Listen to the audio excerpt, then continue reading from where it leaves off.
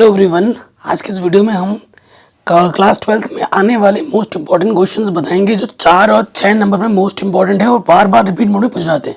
Starting के कुछ question 1 marks में लिए हैं जो वेरी इंपॉर्टेंट है, जैसे 3-4 क्वेश्चन ही हैं जो 1 मार्क्स में है और वो बार बार एग्जाम में आते हैं, तो उनको भी मैंने ले लिया, तो उनको भी जरूर देख लेना। क्वेश्चन पहले क्या बोल रहा है, cosec inverse x plus shake inverse x का मान लिखिए जहाँ एक्स का जो मान है, मॉडुलस एक्स का जो मान है वो 1 या 1 से बड़ा है। ठीक है, तो देखो दोस्त, मैंने पुरानी एनसीईआरटी और नई एनसीईआरटी दोनों करा दिए, लिंक्स मिल जाएगा डिस्क्रिप्शन में, और ऐसे इंपॉर्टेंट क्वेश्चंस के अलग से वीडियो भी बना दिए। और हाँ, 2 से 3 दिन के बाद चैप्टर वाइज 1 शॉट वीडियो आएगी इंपॉर्टेंट क्वेश्चन की। तो आप लोग कितने एक्साइटेड हो कमेंट करके मुझे जरूर बता देना। देखो, इसका जो आंसर होता है cosec inverse x plus shake inverse x. ठीक है, इसका जो मान होता है ना वो कितना होता है, π/2 होता है। कितना होता है दोस्त, π/2 होता है। अगले क्वेश्चन में आ जाओ, कह रहे हैं उस वर्ग आव्यूह aij का मान बताइए जिसमें ij का मान 0 होता है जब i और j आपस में बराबर नहीं होते। ठीक है, सो देखो हमारे पास एक आव्यूह है a, ठीक है, उसके अंदर के एलिमेंट है aij। ठीक है, कह रहे हैं नाम बताना है जिसमें आई जे 0 हो जाता है जब आई और जे आपस में बराबर ना हो। तो ये इसे क्या बोलते हैं, 0 कब आता है, जब एक अवयव के उसके माइनस वाले से जोड़ दिया जाता है तो जाके वो अवयव 0 बन जाता है। तो ठीक है, यानी कि माइनस का कॉन्सेप्ट समझ में आ रहा है आपको। यहाँ बोल रखा है ना, चूंकि आई जे का मान 0 है परंतु आई और जे आपस में बराबर नहीं है, तो ये किसे कहते हैं, इसे बोलते हैं विषम सममित आव्यूह को। ये किसका कंडीशन होता है, विषम सममित आव्यूह, याद रखिएगा। अगले प्रश्न में आ जाओ, अगर ये ए मैट्रिक्स है ये बी मैट्रिक्स है तो ए बी का मान क्या होगा। आपको पता है ए बी बराबर नहीं होता है बी ए के, ये भी आ सकता है ऑब्जेक्टिव में। तो गुणा करने के लिए देखो हमारे पास ए बी निकालना है, ए है ये बी है, ए क्या है 1 0 1 0 और बी क्या है 0 0 1 0। ठीक आपको लॉजिक पता है, हमें इधर से और फिर इधर से लेना होता है, गुणा हो जाएगी, समान ऑर्डर का है दोनों। ठीक, सो 1 की गुणा 0 के साथ 0 प्लस 0 की गुणा 1 के साथ 0, फिर 1 की गुणा 0 के साथ 0, फिर 0 की गुणा 0 के साथ 0। पहले वाले का हो गया। अब दूसरे वाले पे आ जाओ, 1 की गुणा 0 के साथ 0, 0 की गुणा 1 के साथ 0, 1 की गुणा 0 के साथ 0 और 0 की गुणा 0 के साथ 0, तो ये आ गया 0। यानी कि ये क्या है, 0 मैट्रिक्स है। ये हमें हमारा उत्तर आराम से मिल जाएगा। अगले प्रश्न में आ जाओ, कह रहे हैं सारणिक का मान बताना है कितना होगा। तो सारणिक को हम प्रसारित कर देंगे। सारणिक है हमारा लिखा है 2 3 1 4 6 2 1 3 2। हम क्या करेंगे ना, R1 के सापेक्ष प्रसार कर देंगे। यहाँ लिख दो R1 के सापेक्ष प्रसार करने पर, ठीक, प्रसार कर देंगे। देखो ये R1 है, ठीक है, तो पहला रो पहला कॉलम छुपेगा। तो मैं डिटेल में करके दिखाऊं क्या, 2 अंदर बचेगा 6 2 3 2, प्लस के बाद माइनस लग जाता है, अब 3 आ जाएगा। ठीक, पहला रो दूसरा कॉलम छपेगा 4 2 1 2, 4 2 1 2, फिर प्लस और माइनस के बाद क्या आता है, प्लस का 1।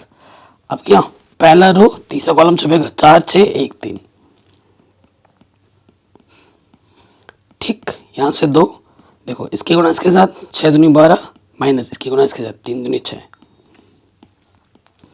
4 दूनी 8 2 1 कम 2, 4 दिया 12 6 कम 6।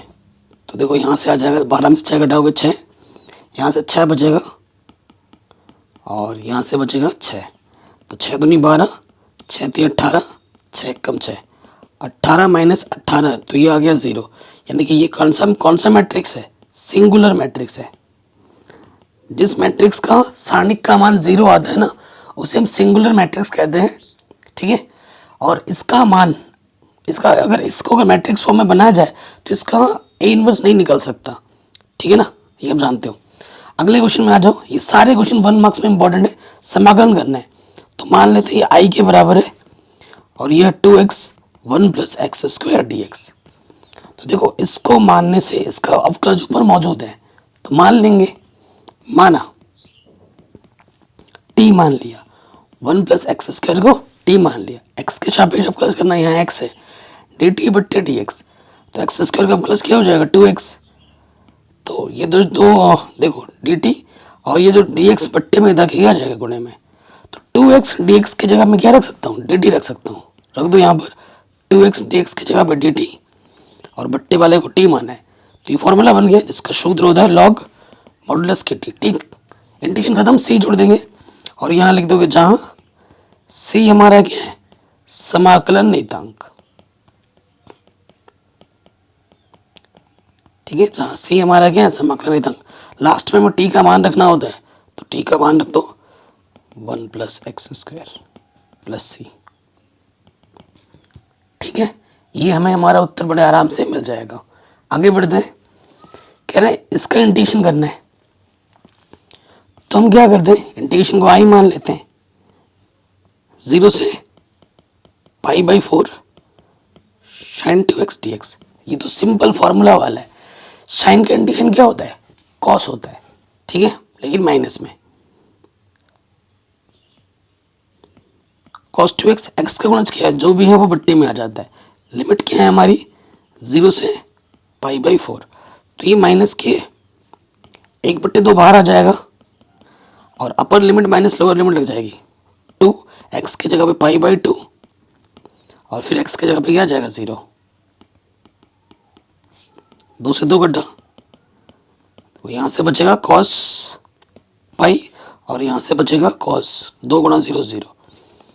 cos π का मान होता है -1 और cos 0 का मान होता है 1, तो ये -2 आ जाएगा, 2 1 कम 2, तो आंसर आ जाएगा 1, ठीक है। आंसर कितना आ जाएगा 1। 1 क्या, बट्टे में भी तो 2 है, नहीं 2 से तो कट गया था ना, अरे भाई यहाँ π/4 है ना, मैं π/2 रख रहा हूँ, दिमाग में कैलकुलेशन पहले ही चलने लगता है यार, मेरे साथ यही प्रॉब्लम है, दिमाग में पहले ही कैलकुलेशन चलने लगता है, आगे का स्टेप सोचने लग जाता हूँ। हल करके π/2 आएगा ना, वो दिमाग में आ गया था, काटोगे तो प/2 आएगा, ठीक है, upper limit minus lower limit. अब आ जाएगा cos π/2 का मान कितना होता है 0, हाँ ये आ जाएगा माइनस प्लस 1/2, ठीक है जी। ये हमें हमारा उत्तर आराम से मिल जाएगा। अगले आ जाओ, ये हमारा a है, तो मॉडुलस a क्या होगा, ठीक है, सो बहुत ही आसान है, अंडर रूट लगाओ, जो भी गुणज है उसका स्क्वायर करके जोड़ देते हैं। आई का गुणज 2 है, स्क्वायर करो, जे का गुणज 1 है, स्क्वायर करके जोड़ दो, के का गुणज -2 है, स्क्वायर करके जोड़ दो, 2 का वर्ग 4, 1 4, माइनस का वर्ग प्लस हो जाता है कितना आ गया 3 आ गया। हो सकता है ये क्वेश्चन आपके ऑब्जेक्टिव में आ जाए, क्योंकि 20 ऑब्जेक्टिव आएंगे यूपी बोर्ड में, बाकी उत्तराखंड बोर्ड में, बाकी बोर्ड में कम ऑब्जेक्टिव आते हैं और बिहार बोर्ड में तो ज़्यादा आते हैं, 50 ऑब्जेक्टिव करने हैं आपको, ठीक है। अगले प्रश्न में आ जाओ, ये सारे इंपॉर्टेंट है, आपको मेरी बात पे ट्रस्ट नहीं है, आप इस वीडियो को लेके आप अपने स्कूल के टीचर को दिखा दो कि हमारे इस यूट्यूब टीचर ने ना ये क्वेश्चन बताया, सर आप बताइए कि ये सर ने अच्छा क्वेश्चन बताया है कि नहीं बताया। अगर वो यहाँ से एक भी क्वेश्चन ऐसा बोल देना कि नहीं है, इंपॉर्टेंट नहीं है, नहीं आएगा, तो मैं कभी पढ़ाना वीडियो बनाना ही छोड़ दूंगा। एक भी क्वेश्चन को अगर बोल दे कि ये नहीं आ सकता, ये नहीं इंपॉर्टेंट है, एक भी क्वेश्चन को, ठीक है, सारे क्वेश्चन छाट के लाया हूँ, वेरी वेरी वेरी इंपॉर्टेंट है और हर साल एग्जाम में आते हैं, ठीक है। और मेरी वीडियो जरूर देख लेना, पूरी एनसीईआरटी पढ़ा रखी है, डिस्क्रिप्शन में लिंक है। कह रहे ये सदिश ए है, ये सदिश बी है, इनके बीच का कोण ज्ञात करना है। आप जानते हैं कि जो कॉस थीटा होता है वो क्या होता है, दो सदिश है ए और बी, तो क्या हो जाएगा ए डॉट बी बट्टे में उसका मापांक, ठीक है जी, ये सूत्र होता है। तो हमारे पास पहले हम निकालना होगा ए डॉट बी निकाल लेते हैं अलग से, ए डॉट बी, ए हमारे पास है आई प्लस जे प्लस के डॉट बी हमारे पास है आई प्लस जे माइनस के। अब हमें क्या करना, आई का गुणज किया, आई के साथ एक एकम एक प्लस जे का गुणज एक एक एक एकम एक प्लस इंटू माइनस माइनस के का गुणज एक एक एक एकम एक, तो आ जाएगा एक। अब हमें ए और बी के मापांक भी निकालने हैं। ए का मापांक निकालते हैं। देखो ये ए है ना, तो ये देखो ये ए है, इसका गुणज क्या है 1 1 1, तो गुणज 1 का स्क्वायर प्लस 1 का स्क्वायर 1 का स्क्वायर, तो ये आ जाएगा 1 प्लस 1 प्लस 1 यानी कि √3। ऐसे बी निकालोगे, ठीक, बी आपको दिख रहा है यहाँ पर, तो ये भी √3 आ जाएगा। देखो आई का 1, जे का 1, के का माइनस का 1, तो वर्क करने पे तो प्लस ही हो जाता है, तो ये भी आ गया √3। ठीक है, अतः समीकरण 1 से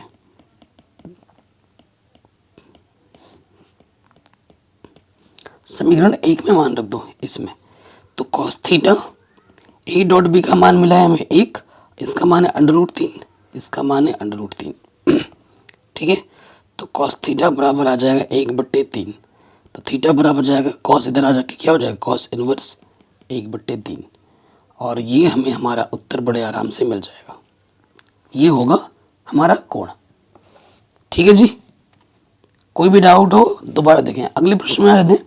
एक रेखा के दिक् अनुपात इतने हैं, तो इसकी दिक् कोसाई क्या होगी?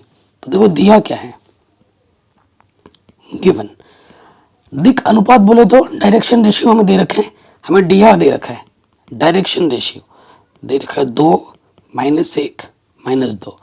इनको बेसिकली क्या कहा जाता है ए बी सी। हमें क्या निकालना है दिक् अनुपात, DC निकालना, डायरेक्शन कोसाइन दिक् अनुपात। दिक् अनुपात L होता है, फिर M होता है और N होता है। अगर आपको ABC पता है तो L क्या होता है, A के बट्टे में A² + B² + C²। M क्या होता है, B के बट्टे में A² + B² + C², और N क्या होता है, C के बट्टे में A² + B² + C²।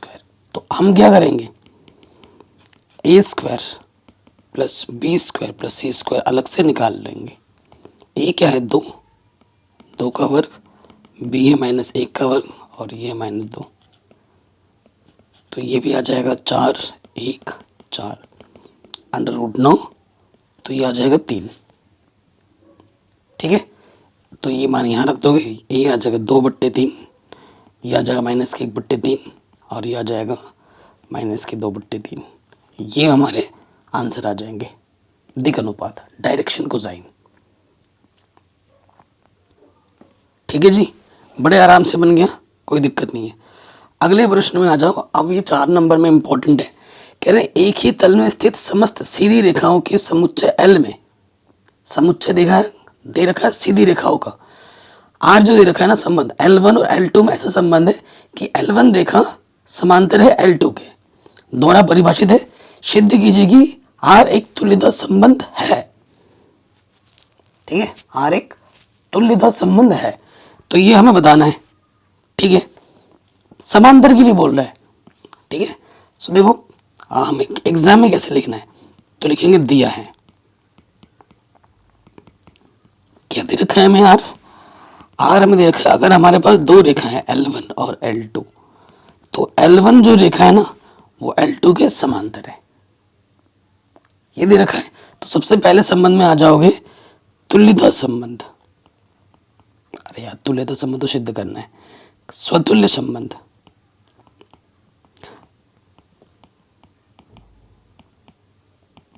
देखो तुल्यता संबंध कब होगी, जब वो स्वतुल्य हो, सम्मित हो और संक्रामक हो, तभी जाके वो क्या होती है, तुल्यता संबंध होती है। सो यहाँ देखो, तो स्वतुल्य का मतलब खुद का संबंध खुद के साथ। यदि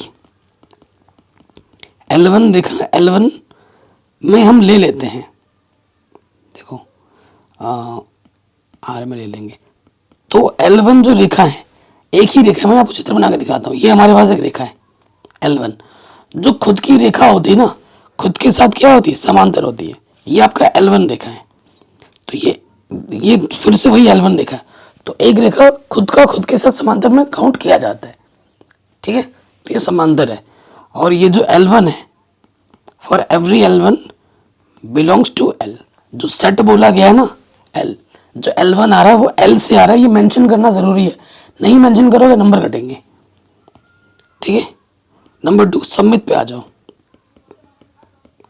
सम्मित संबंध, सम्मित में क्या होता है, यदि L1 L2 आप R में ले रहे हो, इसका सीधा सीधा मतलब है कि जो L1 रेखा है वो L2 के क्या है, समांतर है ना, प्रश्न के अकॉर्डिंग।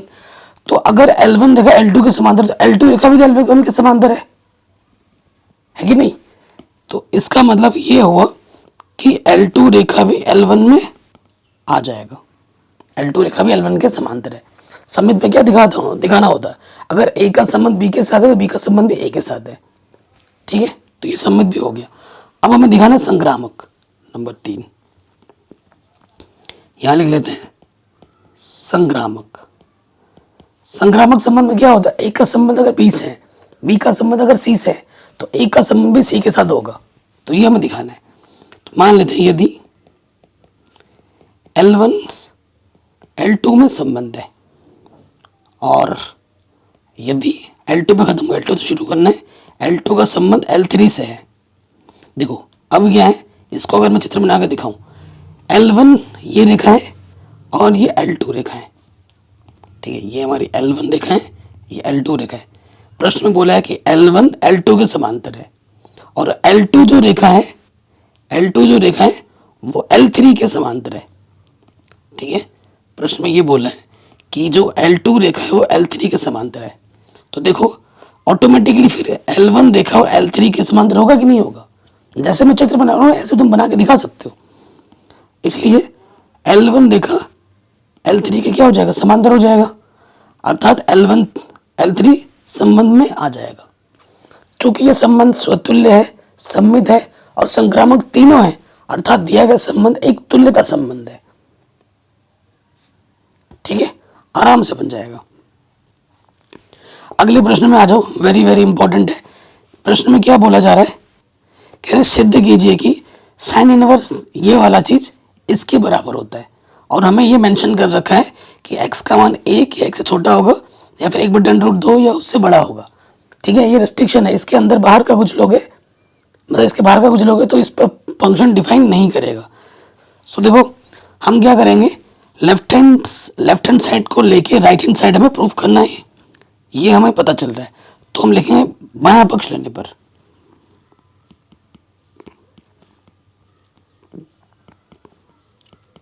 बायां पक्ष लेने पर, ठीक है। बायां पक्ष क्या है वो लिख लेते हैं, sine inverse 2x under root में 1 माइनस कॉस स्क्वायर। देखो हिंट क्या है, प्रूफ में तुम्हें कॉस इनवर्स x लाना है, कॉस इनवर्स x लाना है तो तुम्हें x को कॉस के टर्म में ही मानना पड़ेगा, तभी वो प्रूफ आएगा। और तुम्हें ये भी पता चल रहा है कि बाहर भैया साइन इनवर्स है तो अंदर फॉर्मूला बनना चाहिए साइन का। तो देखो ये दिख रहा है 2 sin थीटा cos थीटा बन जाएगा, ठीक है। सो मैं क्या करूंगा, x की जगह पर माना, x को मैंने cos थीटा मान लिया, क्या मान लिया, cos थीटा मान लिया। तो थीटा बराबर क्या हो जाएगा, थीटा बराबर हो जाएगा cos इनवर्स x। अंत में जहां जरूरत पड़ेगी मैं इसका प्रयोग करूंगा, ठीक। अभी ये मान मैं यहां रखता हूं, तो बाहर से क्या है साइन इनवर्स 2 x की जगह पे आ गया cos थीटा और अंडर रूट x की जगह पे cos थीटा रखेंगे तो cos स्क्वायर थीटा हो जाएगा, 2 cos थीटा। और ये सूत्र होता है 1 साइन स्क्वायर थीटा का होता है, ठीक,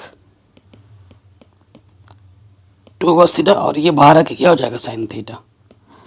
तो ये हमारा सूत्र बनता है, किसका सूत्र होता है, साइन 2 थीटा का सूत्र होता है। साइन इनवर्स साइन हटा, क्या बचा 2 थीटा, थीटा का मान रख दो, थीटा का मान क्या है cos inverse x, hence proved. यही हमें प्रूफ करना था, ठीक है जी। बताइए कोई डाउट, कोई दिक्कत नहीं होगी। अगले प्रश्न पे आ जाते हैं, कह रहे बिंदु x बराबर 3 पर ये जो फलन है इसके सात्यंत का परीक्षण कीजिए, ठीक है। इसके में सात्यंत का परीक्षण करना है। सो क्वेश्चन देखो, जब तुम कान इस एक से पकड़ सकते हो तो तुम कान ऐसे घुमा के पकड़ोगे क्या, ऐसे नहीं पकड़ोगे ना। जब सीधी उंगली से ही निकल सकते तो उंगली टेढ़ी क्यों करें हम, है ना। तो जब बिंदु हमारा एक है ठीक है, और हमारा फंक्शन भी एक है।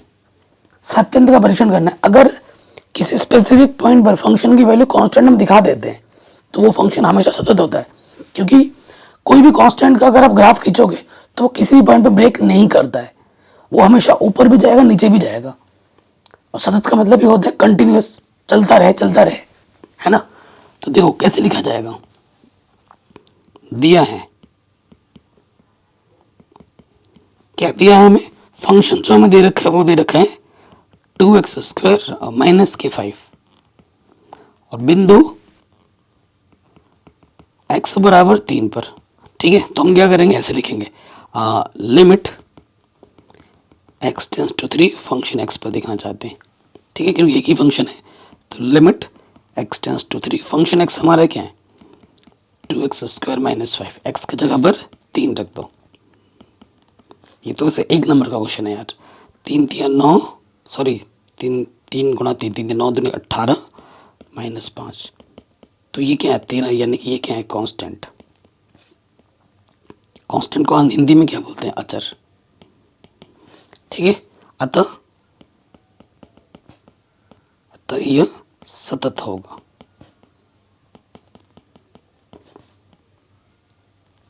ठीक है, बताइए कोई डाउट, कोई भी दिक्कत हो आप प्रश्न को एक बार दोबारा जरूर देखें।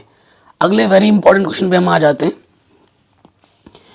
कह रहे एक वृत्त की त्रिज्या समान रूप से 3 सेंटीमीटर प्रति सेकंड की दर से परिवर्तित हो रही है। ठीक है, आपको मैं बताऊं, हमारे पास, मैं आपको चित्र बना के दिखाता हूँ। हमारे पास क्या बोले, एक वृत्त की त्रिज्या, ये वृत्त मैंने बना दिया। ठीक है, वृत्त की त्रिज्या यहाँ से ले लेते हैं, ये वृत्त की हमारी क्या हो गई, त्रिज्या हो गई। कह रहे हैं वृत्त की त्रिज्या समान रूप से परिवर्तित हो रही है, अभी इतनी है, थोड़ी देर बाद इतनी हो जाएगी। ठीक है, ये हमसे बोल रहा है कि वृत्त की त्रिज्या ना बढ़ रही है, अभी इतना आया, थोड़ा और टाइम बाद और बड़ा हो जाएगा हर सेकंड में। कह रहे हैं अगर त्रिज्या बढ़ेगी तो भाई वृत्त का क्षेत्रफल भी बढ़ेगा, है ना। तो हमसे बोल रहा है ज्ञात कीजिए कि वृत्त का क्षेत्रफल किस दर से परिवर्तित हो रहा है।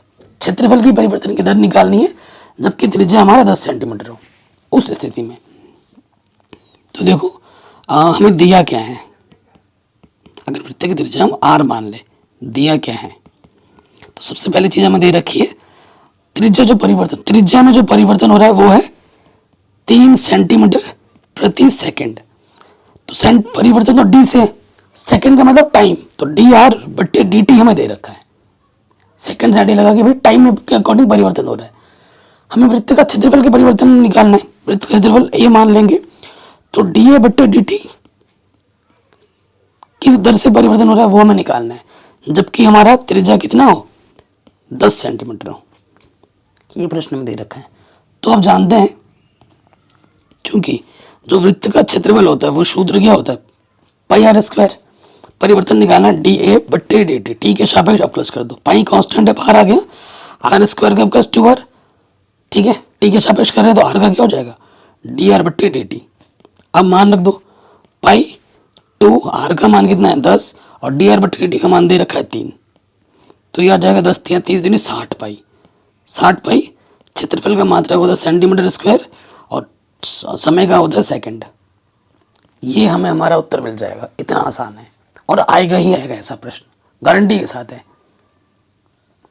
हो गया, इतना आसान प्रश्न था, आराम से बन गया। अगला क्वेश्चन है कि x log x का x के सापेक्ष समाकलन कीजिए, x log x का x के सापेक्ष समाकलन कीजिए।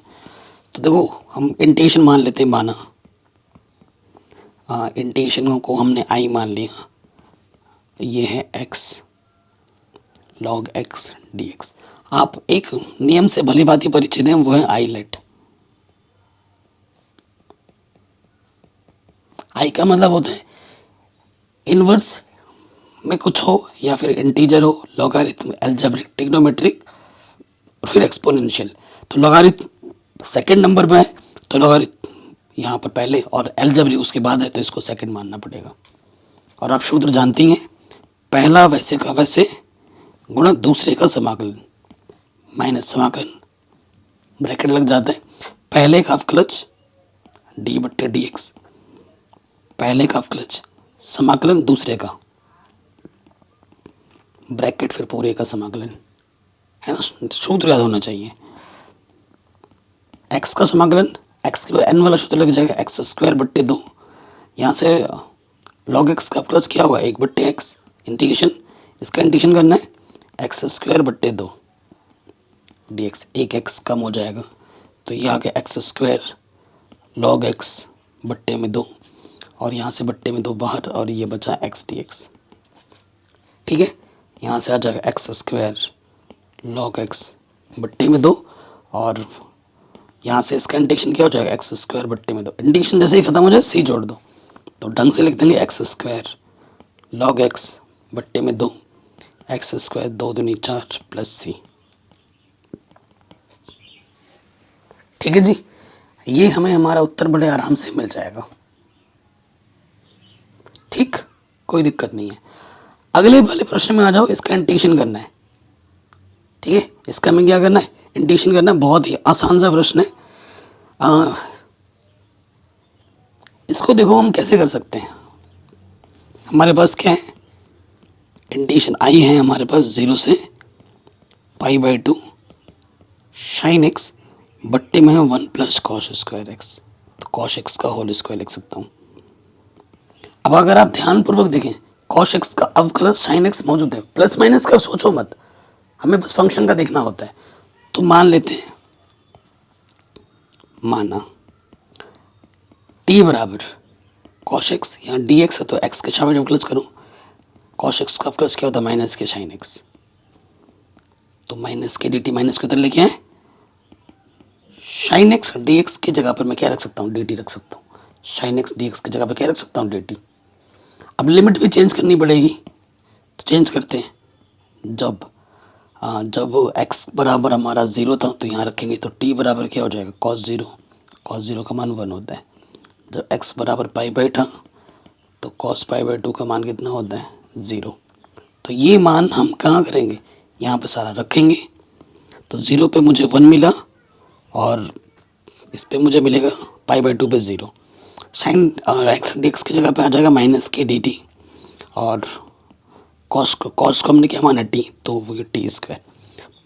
ठीक है, अपर लिमिट हमेशा ऊपर रहती है, यहाँ देखो 0 ऊपर है वही नीचे उल्टा है, तो लिमिट चेंज करेंगे, और लिमिट चेंज करने पे नेगेटिव से मल्टीप्लाई हो जाता है, तो नेगेटिव नेगेटिव पॉजिटिव हो जाएगा, तो ये 0 नीचे आ जाएगा 1 ऊपर, और ये तो सीधा सीधा फॉर्मूला बन गया। किसका फॉर्मूला होता है, tan इनवर्स टी का फॉर्मूला होता है, tan इनवर्स टी। ठीक है, अब क्या करना है, अपर लिमिट टी की जगह पर और माइनस लोअर लिमिट टी की जगह पर। tan इनवर्स 1 का मान π/4 पे मिलता है और 0 का मान 0 पे मिलता है, तो आंसर आ जाएगा π/4। कितना आ जाएगा, π/4 आ जाएगा। कहीं पे भी डाउट हो, दिक्कत हो, परेशानी हो, आप वीडियो को दोबारा देख सकते हैं। अगले प्रश्न में आ जाते हैं, कह रहे हैं अवकल समीकरण, ये जो अवकल समीकरण का व्यापक हल क्या होगा, ये आपको बताना है, व्यापक हल क्या होगा। सो देखो दोस्त, दिया क्या है, व्यापक मतलब जनरल सॉल्यूशन निकालना है, तो हमें दे रखा है y log y dx minus के x dy। ठीक, तो लॉजिक क्या होता है, पहले तो फिलहाल x को अलग करो, y को अलग करो, वेरिएबल सेपरेबल लगा सकते हैं, या फिर कोई और लग रहा है, जैसे कि समघाती तो बिल्कुल भी नहीं है।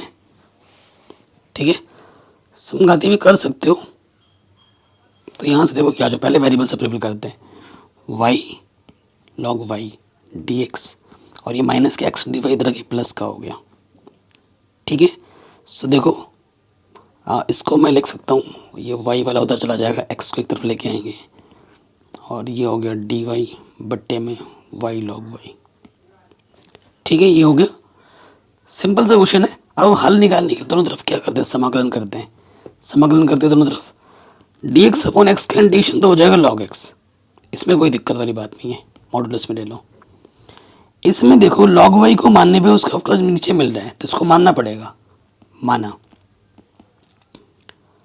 log y, इसको t मान लेते हैं, t को log y मान लिया, अवकलन करो y के सापेक्ष, तो dt बट्टे dy, log y का 1/y, तो dt क्या हो जाएगा dy बट्टे वाई, डी वाई बट्टे वाई की जगह पे आप डी टी रख सकते हो। देखो डी वाई बट्टे वाई की जगह पे आप क्या रख सकते हो, डी टी रख सकते हो, मान रखो इंटीग्रेशन में।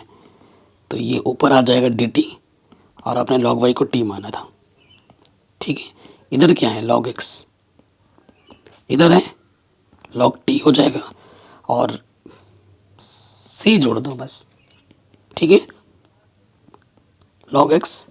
देखो एक काम और कर सकते हो कि सारा लॉग में आ रहा है ना, तो इसको भी लॉग में ही जोड़ो, लॉग सी, ठीक है। और प्लस का लॉग टी इधर क्या हो जाएगा, माइनस के लॉग टी, इधर क्या है लॉग सी, ठीक। टी का मान रख दो, टी का मान क्या है लॉग वाई, तो log X minus log Y और इधर है लॉग सी।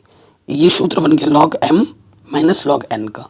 आप सूत्र जानते हो, log M minus log N क्या होता है, लॉग एम अपॉन एन, ठीक है, ये होता है।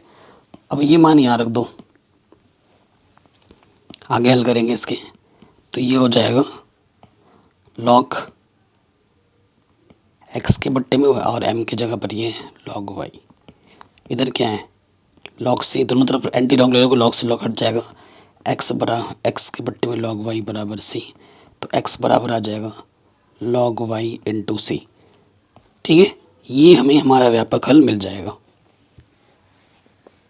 आराम से हो जाएगा, कोई दिक्कत नहीं है। हो सकता है किसी ने सी इस तरफ ऐड किया हो तो उससे फ़र्क नहीं पड़ता, आराम से बन जाएगा, ठीक है जी। अगले क्वेश्चन में आ जाता हूँ विशिष्ट हल के लिए। देखो विशिष्ट हल में क्या होता है, कंडीशन दी जाएगी और आपको सी का मान हटा के दिखाना होगा।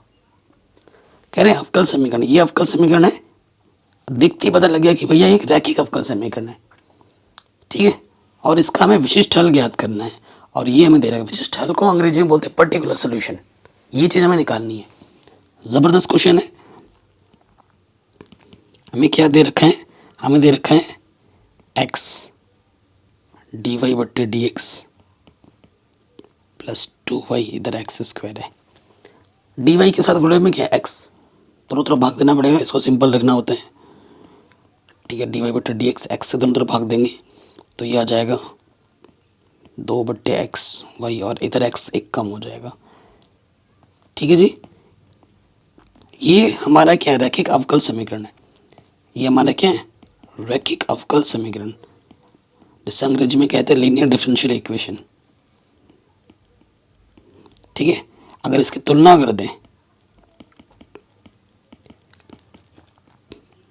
तुलना डी वाई बट्टे D X plus P Y इसको क्यू से कर दोगे तो पी के स्थान पर यहाँ पर 2/x है और क्यू के स्थान पर ओनली x है, ठीक है। अगले स्टेप में हम क्या करते हैं, अगले स्टेप में हम इंटीग्रेटिंग फैक्टर निकालते हैं, ठीक है। क्या निकालते हैं, इंटीग्रेटिंग फैक्टर, जिसका सूत्र होता है e की पावर में पी डी एक्स इंटीग्रेशन में। तो p हमारा क्या है, 2 बाहर आ जाएगा 1/x डी एक्स, तो ये हो जाएगा e की पावर में 2 log x, ठीक है। और आप ये सूत्र जानते ही होंगे, log m की पावर n क्या होता है, n log m, तो ये इसी फॉर्म में है, ये इसकी जगह पर है तो ये यहाँ आ जाएगा, ठीक। तो ये आ जाएगा e की पावर में log x की पावर में 2 आ जाएगा। और आप ये सूत्र और जानते हो, e की पावर में log x किसके बराबर होता है, x के बराबर, तो यहाँ x की जगह पर क्या है, x स्क्वायर। तो इंटीग्रेटिंग जो फैक्टर है हमारा वो क्या है, एक्स स्क्वायर है, ठीक है। अब इसका हमें हल निकालना है तो थोड़ा मिटाना पड़ेगा, एक सेकंड। देखो अब आ जाओ हल में, अवकल समीकरण का हल, अवकल समीकरण का हल। अवकल समीकरण का हल क्या होता है, y गुणा integrating factor integration q into integrating factor dx plus C, और इसी सी को हटाना है। इंटीग्रेटिंग फैक्टर क्या हमारा एक्स स्क्वायर है, q हमारा क्या है, x है, इंटीग्रेटिंग फैक्टर हमारा एक्स स्क्वायर है dx प्लस सी, x की पावर में 3 आ जाएगा, इंटीग्रेशन करेंगे x की पावर 4/4 प्लस सी, इधर है y एक्स स्क्वायर। तो ये हमें हमारा व्यापक हल मिल चुका है, इसे क्या कहते हैं, व्यापक हल, जिसमें सी दिख रहा है। अब हमें कंडीशन लगानी है, ठीक है। प्रश्नानुसार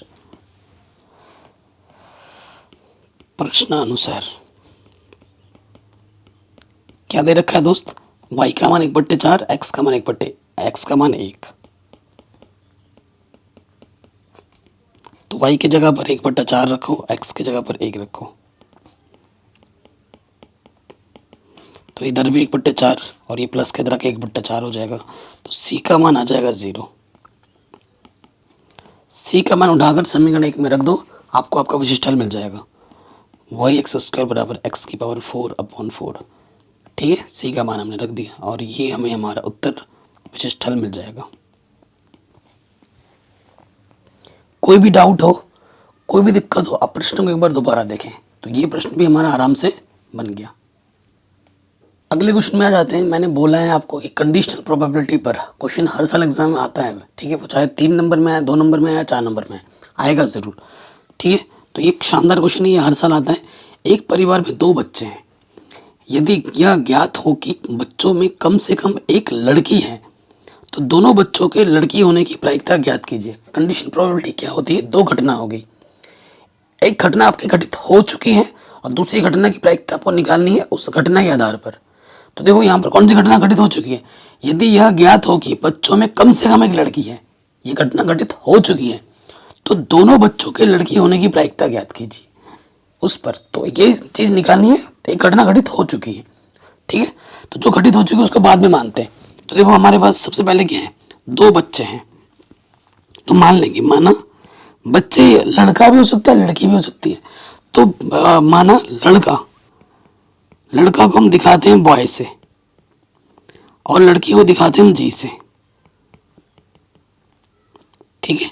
परिवार में 2 बच्चे हैं, तो जो प्रतिदश समष्टि बन सकती है, 2 बच्चे हैं ना, क्या क्या क्या क्या बन सकता है, दोनों के दोनों लड़के हों, ठीक है। पहला लड़की हो, दूसरा लड़का हो, या फिर पहला लड़का हो दूसरी लड़की हो, या फिर दोनों के दोनों लड़की हो, यही संभावना बन सकती है और कुछ नहीं बन सकता, ठीक है ना। तो ये हमारे पास प्रतिदश समष्टि यानी कि कुल परिणाम हमारे पास कितना है, 4 है, ठीक। अब हम घटना मान लेते हैं, माना जो निकालना उसको पहले रखेंगे। हमें क्या निकालना है, दोनों बच्चों के लड़की होने की प्रायिकता। तो घटना ई को दोनों बच्चों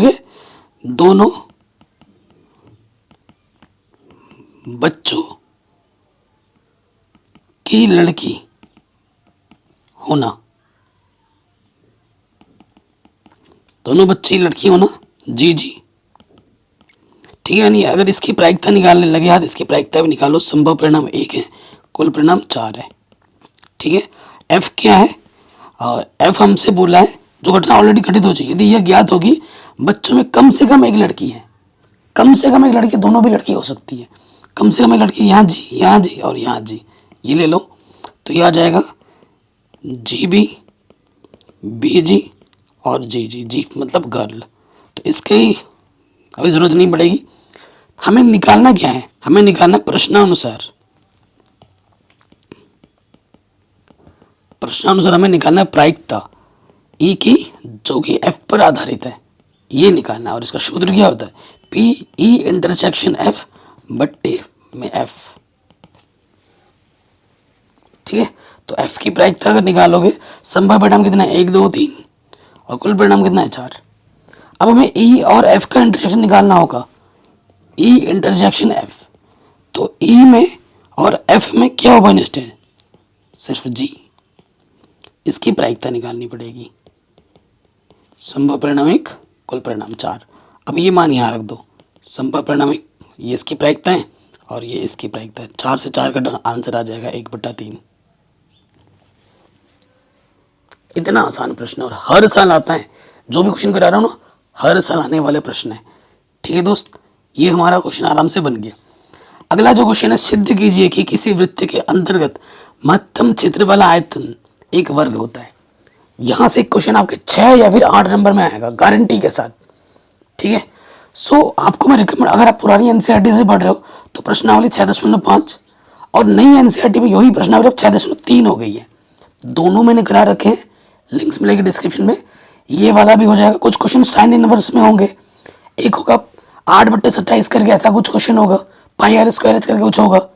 तो ये कुछ क्वेश्चन है, 5-6 क्वेश्चन, इनको रट डालो, यहाँ से एक क्वेश्चन बड़े नंबर में आएगा ही आएगा, ये गारंटी के साथ मैं बोल रहा हूँ। ठीक है, तो मैं स्पेशली रिकमेंड करूँगा कि इस वीडियो, मैं चाहता तो इसको करा देता, बट मैं चाहता हूँ आप अगर आपने मेरे वीडियोस नहीं देखे तो प्लीज़ एक बार जाके इन क्वेश्चनों को देखो, आपको आइडिया लग जाएगा कि मैंने कितनी आसानी के साथ समझा रखे हैं। सिर्फ यही नहीं, पूरी एनसीईआरटी एक बार ज़रूर देखो, एक बार ज़रूर विजिट करो। जानबूझ के नहीं करा रहा हूँ, लिंक्स मिलेगी डिस्क्रिप्शन में। ये वीडियो जैसे ही ख़त्म हो जाके देख लेना। ठीक है, अगला जो इंडिकेशन है वही हर साल आता है, हर साल आ जाता है, मोस्ट इंपॉर्टेंट है।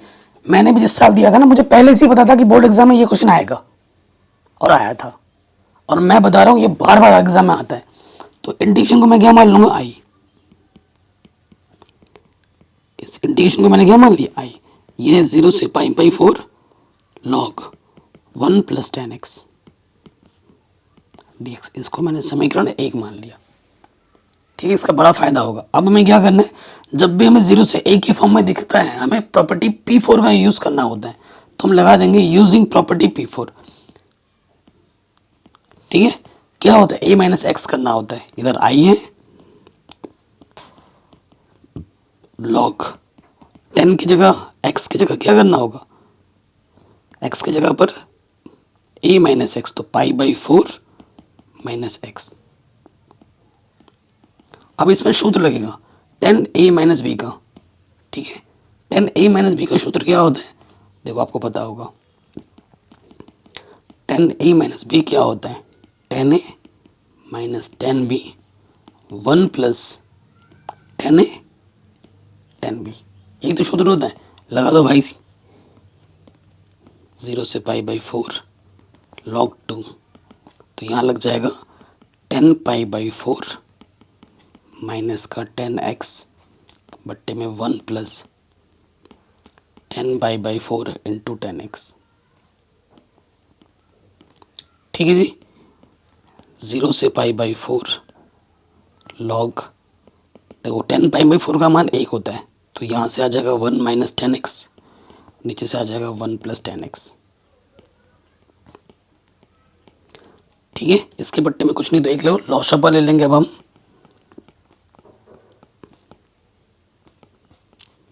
नीचे के 1 + 10x, इसकी गुणा इसके साथ किसी भी संख्या को 1 से गुणा करते हैं, वही आ जाता है 1 + 10x, और यहाँ आ जाएगा 1 - 10x।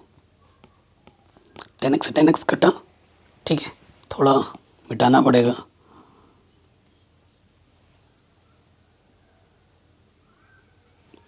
अगले स्टेप में यहाँ हो जाएगा 0 से π/4 log, यह आ जाएगा 2 अपॉन में 1 + 10x।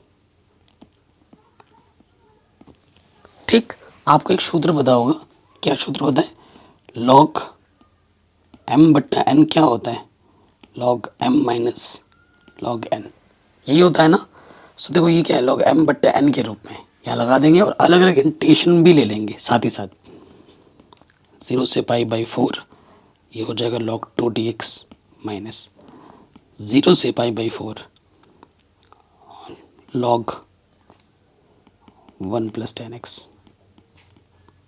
आपने कुछ नोटिस किया, ये क्वेश्चन फिर से वही आ गया इधर, इसीलिए आई मानना बहुत ज़रूरी होता है। तो हम इसके जगह पर समीकरण 1 से क्या रख सकते हैं, आई।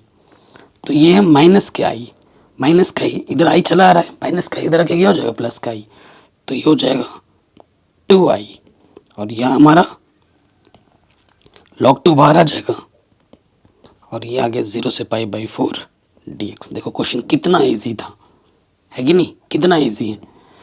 अब यहाँ से क्या हो जाएगा, log 2 तो चलो बाहर है, dx कंडीशन क्या होता है x, और ये 0 से π/4, तो ये log 2 upper limit minus lower limit, तो ये log 2 π/4।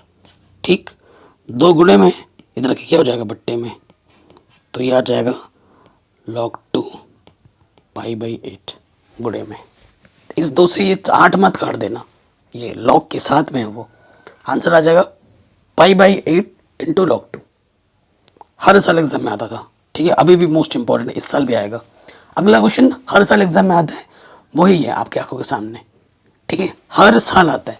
अब ये जो क्वेश्चन जितने भी मैंने कराए ना, हर साल आने वाले प्रश्न है, और ये मैं दावे के साथ कह रहा हूँ, ये आएगा ही आएगा, भले ही नंबर बदल जाए, लेकिन क्वेश्चन यही इसी टाइप का आएगा। ये मेरा दावा है, दावा ठोक के, किसी भी बोर्ड से आप क्यों ना हो, it doesn't matter, Hindi medium में हो आएगा जरूर, सीबीएसई बोर्ड में भी हो तो भी आएगा, हर साल आता है, ठीक है। इससे पहले वाले वीडियो में मैंने लाइव बनाया था, तो वहां पर मैंने लिया था वेक्टर फॉर्म में।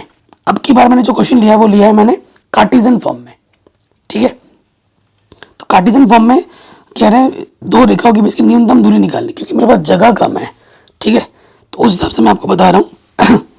तो देखो हमारे पास जो न्यूनतम दूरी निकालने का जो सूत्र होता है डी बराबर, वो होता है x2 minus x1, y2 minus y1, z2 minus z1। यहाँ आता है a1 a2 b1 b2 c1 c2। बट्टे में क्या हो जाता है, बट्टे में याद नहीं रख पाते लोग भाई, ट्रिक देखो, इसके छुपा दो, इसके गुणा इसके साथ माइनस के गुणा इसके साथ, ठीक है, ऐसे। तो यहाँ आ जाएगा b1 c2 minus c1 b2 whole square plus, फिर बीच वाले को छुपा दो, बीच वाले के लिए, तो क्या हो जाएगा, इसके गुणा इसके साथ माइनस के गुणा इसके साथ, तो ये हो जाएगा a1 c2 minus c1 a2। फिर इसको छुपा देंगे, इसके गुणा इसके गुणा इसके साथ माइनस में a1 b2 minus b1 a2 square, ये सूत्र होता है, ठीक है। आप कहोगे सर a1 b1 क्या है, तो दोस्त पहले तो देखो एक चीज ये भी नोटिस करनी है कि ये प्रॉपर समीकरण के रूप में होना चाहिए, यानी कि एक्स वाई जेड के गुणज प्लस में होने चाहिए। देखो प्लस में है सारे एक्स वाई जेड, तो ये सही है, और एक्स वाई जेड सिंबल होना चाहिए, क्योंकि जो रेखा का समीकरण होता है कार्तीय रूप में, वो किस रूप में होता है, वो इस रूप में होता है, एक्स माइनस एक्स वन बट्टे A, Y minus Y one बट्टे B, Z minus Z one बट्टे सी। तो हमारे पास ये a1 है, ये b1, ये c1, ये a2, नीचे b2, ये c2, ठीक है। और जो प्लस में है उसको माइनस में लिखोगे, और आपका क्या है, आपका जो x1 है वो माइनस के वन है, आपका जो y1 है वो माइनस के वन है, प्लस है तो माइनस में लिखना, और जो आपका z1 है वो भी -1 है। फिर आपका जो x2 है नेगेटिव है तो पॉजिटिव प्लस का 3, और आपका जो y2 है वो 5 है, और जो z2 है वो 7 है। अब बस इस सूत्र में रख के आपको हल करना है, ठीक है। मेरे पास जगह नहीं है ना, इसलिए पेज में करने का फ़ायदा ये होता है, इसमें जगह नहीं है, जैसे ही मिटाऊंगा गड़बड़ हो जाएगा यार, ठीक है। मैं रख देता हूँ, x2 कितना है हमारे पास 3, ठीक है, x2 कितना है हमारे पास 3, x1 है माइनस माइनस प्लस 1 हो जाएगा, फिर y2 है 5 माइनस माइनस प्लस हो जाएगा, z2 है 7 माइनस माइनस प्लस हो जाएगा, फिर हमारा a1 7, b1 माइनस 6, c1 है 1, फिर ये हमारा है 1, b2 है माइनस के 2, c2 है 1, ठीक। इस चीज़ को मैं यहाँ हल कर लेता हूँ, यहाँ लिख देता हूँ, ये आ जाएगा 3 और 1 4 6 8, और यहाँ आ जाएगा 7 माइनस 6 1 1 माइनस 2 1, ठीक है। ये है। अब मेरे पास एक और ट्रिक है आप लोगों के लिए, ठीक है। आप लोग बड़े परेशान हो जाते हो कैलकुलेशन में, तो देखो ऊपर वाला सिस्टम ही तो है ना ये हमारे पास, इसको मैंने मिटाया तो यही है। अब देखो इसको, ये हमारा क्या सारणी है, इसको हल करना है, r1 के सापेक्ष प्रसार कर देते हैं, इसको हल करेंगे 4, पहला रो पहला कॉलम छुपेगा इसके गुणा इसके साथ माइनस के गुणा इसके साथ, तो क्या आ जाएगा 6 कम 6 माइनस 1 दूनी 2 माइनस माइनस प्लस। अब इस प्लस के बाद क्या होता है माइनस, अब क्या होगा पहला रो दूसरा कॉलम छुपेगा, तो 7 के गुणा 1 के साथ 7 1 कम 7 माइनस 1 के गुणा 1 के साथ 1 प्लस माइनस फिर प्लस 8, पहला रो तीसरा कॉलम छुपेगा इसके गुणा इसके साथ माइनस के गुणा इसके साथ, तो ये आ जाएगा 7 दूनी 14 और 6 कम 6 माइनस माइनस प्लस, ठीक है। एक्चुअली पता है क्या, हमें ये चाहिए, यहाँ पर ये चीज़ क्या है, ये है, ये चीज़ क्या है, ये है, ये चीज़ क्या है, ये है। तो उसको मिटाना मत, जानबूझ के मैं पहले लिख देता हूँ। देखो आगे हल कर दें तो यहाँ से आ जाएगा -4, तो 4 चौको 16 डायरेक्ट कर देता हूँ। चलो -4 लिख देता हूँ।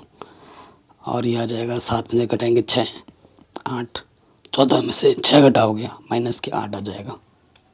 ठीक है, और इसको हल करो, 4 चौको 16, 6 छंग 36, 8 8 64, तो ये आ जाएगा आपका 64 और 36, 100 माइनस के 116, ऊपर आ गया -16, ये वाला हो जाएगा -116। अब ये जो कैलकुलेशन है, ये वाला पार्ट, ये क्या है, ये चीज़ है, ये वाला पार्ट क्या है, ये चीज़ है, ये वाला पार्ट क्या है, ये चीज़ है। तो ये मान हम रख देंगे यहाँ पर। देखो ऊपर वाला हल करके कितना आ गया, ऊपर वाला हल करके मिला है -116, ठीक है। और अंडर रूट में आ जाएगा -4 का वर्ग, 6 का वर्ग और -8 का वर्ग, 116 और 4 का वर्ग 16, 6 36, 8 8 64, तो -116 और ये आ जाएगा 116। ठीक है, 116 काटेंगे तो 116 बचेगा। और ये दूरी कभी माइनस में नहीं होती, हालांकि नेगेटिव है लिखेंगे पॉजिटिव, तो आंसर आ जाएगा अंडर रूट के 116। इतना आसान है।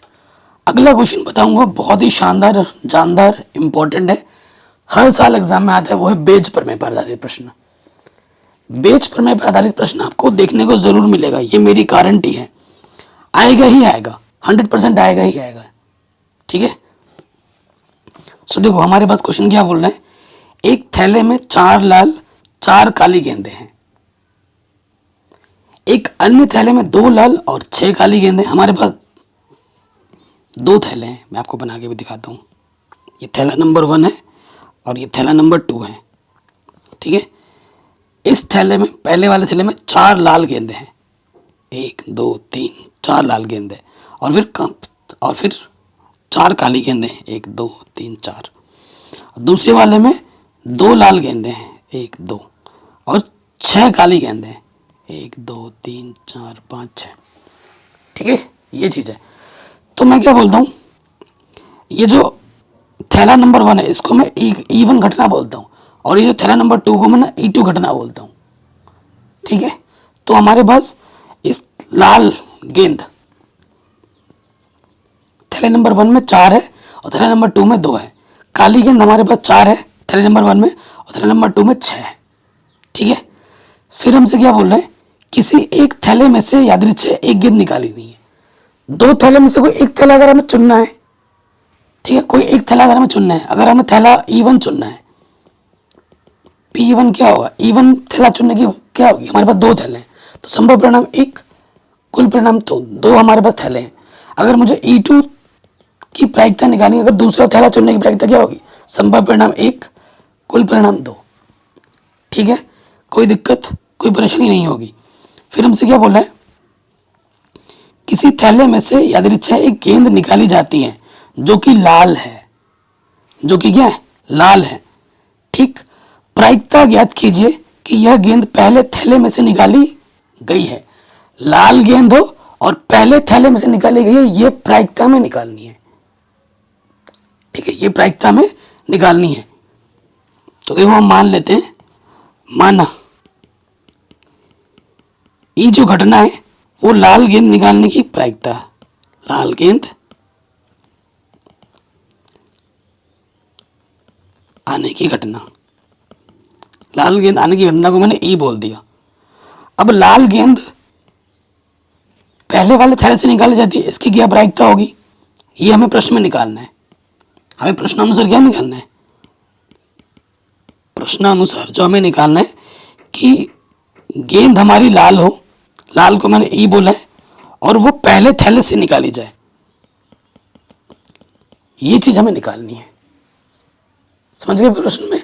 तो अगर इसका मैं सूत्र बताऊं, हमारे पास 2 घटना है, अगर इस बेज प्रमेय को मैं खोल दूं तो यहां हो जाएगा P(E1)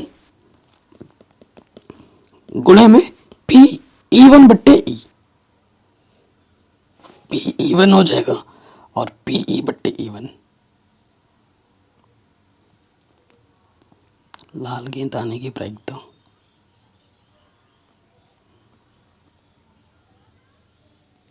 एक सेकंड, हमने शायद गड़बड़ कर दी लिखने में, यहाँ प्रेजेंटेशन में गड़बड़ होगी। देखो प्रश्न में क्या बोला है कि प्रायिकता ज्ञात कीजिए कि यह गेंद पहले थैले से निकाली जाती है, निकाली गेंद लाल है और पहले वाले थैले में से निकाली जाती है। तो थैला पहले वाला है तो पहला वाला ऊपर रहेगा, गेंद लाल है वो नीचे रहेगी। ठीक है, तो ये होगा PE1 और यहाँ इसका उल्टा हो जाता है PE/E1। नीचे फिर से वही आ जाएगा PE1 PE/E1 प्लस 2 घटना है ना, अब E2 आ जाएगा प्लस में PE2 PE2/E। अब इसका मतलब क्या है, इसका मतलब क्या है कि लाल गेंद पहले थैले से आने की प्रायिकता, लाल गेंद दूसरे थैले से आने की प्रायिकता, ये अलग अलग हमें निकालनी पड़ेगी। तो देखो मैं डायरेक्ट रख देता हूँ यहाँ पर, मान अभी हमने निकाल ही रखा है।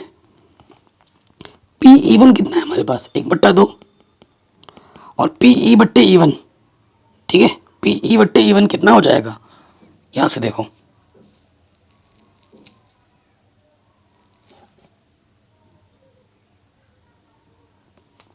PE/E1।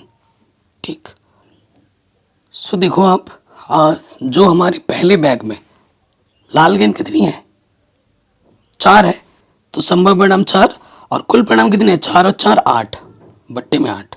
ठीक है, ये चीज़ फिर से वही नीचे आ जाएगी 1/2 4/8। फिर देखो PE2 हमारा कितना है 1/2। अब लाल दूसरे बैग से, तो संभव परिणाम कितने हैं 2 हैं और कुल परिणाम कितना है 6 और 2 8। अब इसको हल करो, 4 1 4 4 2 8, ऊपर आ जाएगा 1/4, यहाँ से भी आ जाएगा 1/4 और यहाँ से काटो 2 से 2 कटा। ठीक है, 2 से 2 कटा 1/8, तो लॉस ऑफ है यहाँ 1/4, नीचे आ जाएगा 8, 4 दूनी 8, 2 1 2, ये आ गया 1/4 बट्टे में 3/8। इसकी गुणा इसके साथ 8, इसकी गुणा इसके साथ 4 दूनी 8, तो आंसर आ जाएगा 2/3। आंसर कितना आ जाएगा 2/3। मोस्ट इंपॉर्टेंट क्वेश्चन था, आराम से बन गया। अगले प्रश्न में जिसकी मैं गारंटी लेता हूँ हर साल आता है, इस बार भी आएगा। कह रहे आलेख द्वारा निम्नलिखित रैखिक प्रोग्रामिंग समस्या को हल कीजिए। आपको व्यवरोध दे रखे हैं, 1 2 व्यवरोध दे रखे हैं, आसान क्वेश्चन है। और ये बोल रखा है x और y के मान 0 या 0 से बड़ा, यानी कि हल क्षेत्र में प्रथम चतुर्थांश में लेना पड़ेगा। और ये हमें z दे रखा है, इसका अधिकतम मान हमें निकालना है। z का क्या निकालना है, अधिकतम मान निकालना है। बहुत आसान है। सो देखो दिया है, ये क्वेश्चन बहुत आसान है। दिया क्या है हमें, z जो हमें दे रखा है, z मैक्सिमम निकालना है। मैं लिख भी देता हूँ, z मैक्सिमम हमें दे रखा है 4x + y। ठीक है, अवरोध जो हमें है, अवरोध हमें क्या दे रखे हैं, वो दे रखे हैं x + y 50 या 50 से छोटे हैं, और दूसरा जो हमें दे रखा है 3x + y 90 या 90 से छोटा है। ठीक है, मैं थोड़ा फास्ट कर रहा हूँ। सबसे पहले हम क्या करते हैं, जो असीमिका दे रखी है समीकरण में बदलने पर, असीमिका को समीकरण में बदलने, ये लिखने के बाद हमारा ये हो जाएगा x + y 50। ठीक, और दूसरा हो जाएगा 3x + y 90। अब हमें क्या करना है, देखो बिंदु निकालने हैं हमें, x ये y, यहाँ से देखो बिंदु निकालने हैं। ठीक है, x का मान 0 मानोगे, y का मान 50, y का मान 0 मानोगे, x का मान 50, पहले वाले में से ये P बिंदु, ये Q। फिर देखो x का मान 0 मानोगे, y का मान 90 और y का मान 0 मानोगे 3 तियां, x का मान 30, ये P, ये R बिंदु, ये H बिंदु। ठीक है, अब हम क्या करेंगे, अब हमें हल क्षेत्र, तो अब हमें ग्राफ खींच के दिखाना है।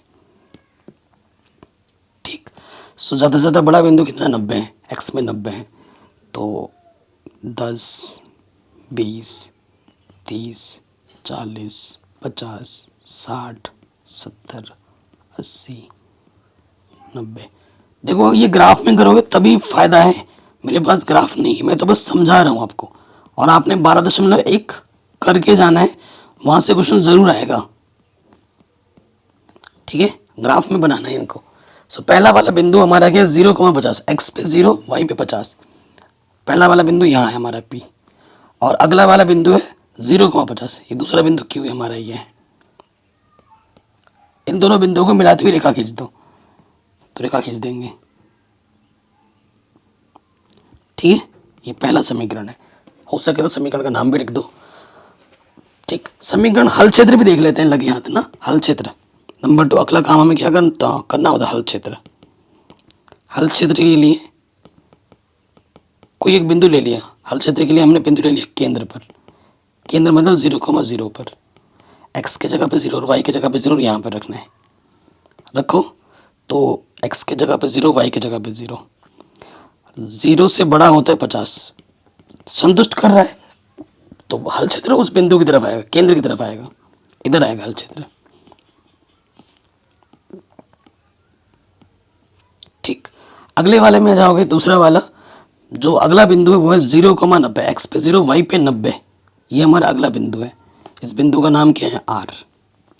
और अगला बिंदु है 30,0। एक्स पे 30, वाई पे 0, ये 30। ये ऐश बिंदु है। इन दोनों बिंदुओं को मिला दो।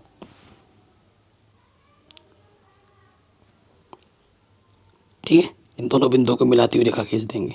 ये अब देखो इसका हल क्षेत्र देखो, दूसरे वाले पे रख के देखो, यहाँ पर x के जगह पर 0, y की जगह पर 0। 3 गुणा 0 तो 0 से बड़ा होता है 90। ये कथन सत्य है, तो ये भी संतुष्ट कर रहे हैं। तो हल क्षेत्र किधर आ जाएगा, केंद्र की तरफ। ठीक, तो देखो अब तो जो दोनों समीकरण का जो कॉमन पॉइंट है वो हमें लेना, वो हमारा हल क्षेत्र होता है। तो कॉमन हिस्सा अगर मैं थोड़ा ड्रॉ करके दिखाऊं, कॉमन हिस्सा में थोड़ा ड्रॉ करके दिखाऊं, ये हमारा कॉमन हिस्सा है दोनों का, जहां दोनों भाग मिल रहे हैं। ठीक, ये जो हिस्सा है ना, यहाँ पे दोनों भाग मिल रहे हैं। अगर आपने ग्राफ में बनाया होता है ना, तो ये जो पॉइंट है प्रतिच्छेद बिंदु, वो आपको फट से मिल जाता। यहाँ मिल रहा है देखो। तो उभयनिष्ठ हल क्षेत्र क्या है हमारा, उभयनिष्ठ हल क्षेत्र देखो, ये है पी ओ एस और ये उभयनिष्ठ बिंदु है टी। उभयनिष्ठ हल क्षेत्र हमारा आ गया है P O S T. P O S के मान पता है, टी का मान नहीं पता। टी का मान तुम ग्राफ पेपर बना देना, एक्स में 20 गया होगा और वाई में 30 गया होगा, तो ये 20,30 आएगा।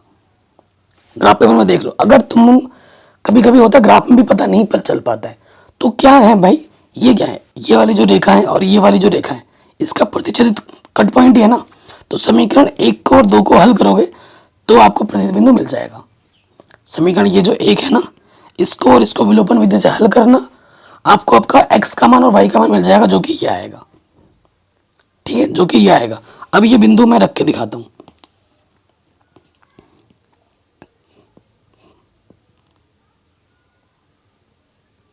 ठीक है, तो यहां लिखते हैं हम बिंदु, कोणीय बिंदु लिख देते हैं। यहाँ बिंदु आएगा और यहाँ हमारा z आएगा। ठीक है, z हमारा क्या दे रखा था प्रश्न में, z दे रखा था 4x + y। हमारे जो बिंदु हैं वो है p बिंदु है हमारा 0,50 और फिर हमारा बिंदु है o जो कि है 0,0। t बिंदु है 20,30 और हमारा बिंदु है h जो कि 30,0। तो x के जगह पर 0 और y की जगह पे 50, तो ये हल करेंगे तो 50 आ जाएगा। x के जगह पे 0 और y की जगह पे भी 0, तो ये 0 आ जाएगा। x के जगह पे 20 और y की जगह पे 30, 80 और 30 110। x के जगह पे 30, y की जगह पे 0, तो ये आ जाएगा 120। ठीक है, तो मैक्सिमम कहाँ मिल रहा है हमें, यहाँ मिल रहा है। अतः बिंदु एस 30,0 पर z मैक्सिमम कितना होगा, 120 होगा। ये हमें हमारा उत्तर बड़े आराम से मिल जाएगा। कहीं पे भी डाउट हो, दिक्कत हो, परेशानी हो, वीडियो को दोबारा ज़रूर देखें। अगर आपको इसी टाइप के क्वेश्चन चाहिए, अगर आप चाहते हो कि मैं डेली इस टाइप के लेके आऊँ, कम से कम डेली आपकी प्रैक्टिस होती रहे, तो आपको वीडियो को ज़्यादा से ज़्यादा शेयर करना होगा, कमेंट ज़रूर करना होगा। ठीक है, तो आई प्रॉमिस, बाकी तो मैं वन शॉट वगैरह करा रहा हूँ, लेकिन आपकी प्रैक्टिस के लिए इस टाइप की वीडियो भी मैं डेली बनाऊँगा। ठीक है, डेली। तो वीडियो को ज़्यादा शेयर करना है और फटाफट से 1000 लाइक आज के आज हो जाना चाहिए। जय हिंद, मिलते हैं आपसे नए वीडियो में।